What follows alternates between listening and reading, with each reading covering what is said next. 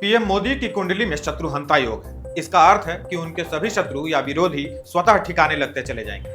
आज मुझको यह बतलाने का अवसर दिया कनाडा से प्राप्त एक समाचार ने। G7 में पीएम मोदी और मार्क कार्नी की भेंट के कुछ ही घंटों के बाद कनाडा की खुफिया एजेंसी CSIS ने एक चौंकाने वाली रिपोर्ट जारी की।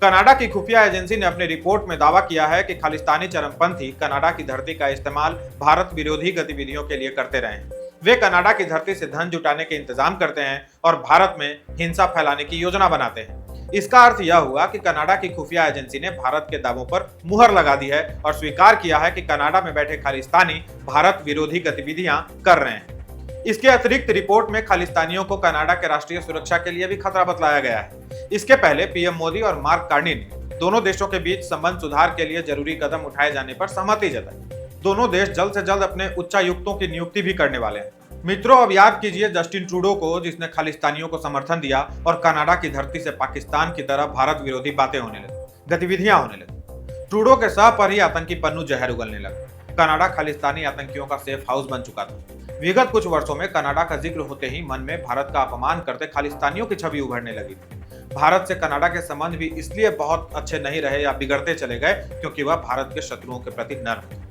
जस्टिन ट्रूडो के समय तो यह चरम पर पहुंच गया, विशेषकर तब जब आतंकी निज्जर की हत्या हुई और उसके बाद इसका आरोप भारतीय एजेंसियों पर लगा दिया गया। बात इतनी बिगड़ गई कि दोनों देशों के बीच डिप्लोमेटिक संबंध भी खत्म हो गए। परंतु इन सबसे नुकसान किसका हुआ?